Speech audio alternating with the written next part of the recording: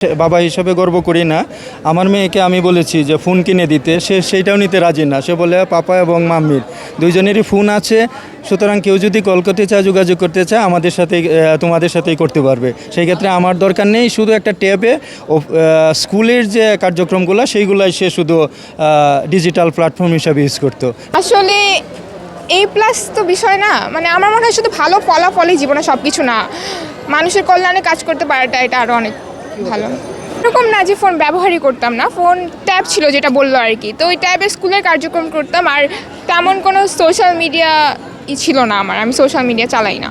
অনেক খুশি, পরিশ্রম করেছি 2 বছর, সেটাই ফল পেয়েছি, খুব খুশি আলহামদুলিল্লাহ। কনসিস্টেন্ট থাকতে হবে, মানে একটা রুটিন অনুযায়ী আমার মনে হয় পড়লে জিনিসটা খুব সহজ হয়ে যায়।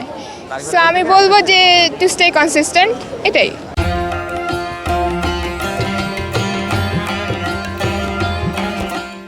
আমার মা বাবা সবসময় আমার সাথে ছিলেন, ওনারা সবসময় আমাকে সব কিছুতে সাপোর্ট করেছেন। অ্যান্ড আমার টিচার্স, তাদের অবদানের জন্য এত ভালো রেজাল্ট করা হয়েছে আর কি। তারা সবসময় আমাদেরকে নিজের সন্তানের মতো গড়ে তুলেছেন।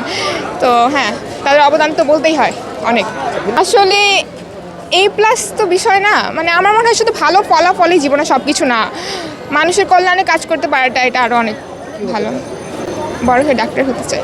আলহামদুলিল্লাহ, আমি বাবা হিসাবে খুবই গর্বিত যে আমার মেয়ে তার জীবনের প্রথম যে একটা কঠিন বাস্তবতার মুখোমুখি ছিল, সেটাকে খুব দ্রুত এবং খুব ভালোভাবে অতিক্রম করার জন্য এই কলেজের প্রিন্সিপাল মহোদয় এবং শিক্ষক মহোদয় এবং আমার পরিবারের সবাইকে অসংখ্য ধন্যবাদ তার এই একটা ভালো রেজাল্টের জন্য।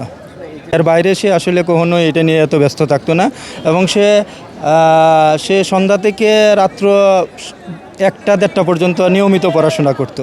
সোশ্যাল মিডিয়া কবে থেকে দেখতে চান? Maybe after HSC।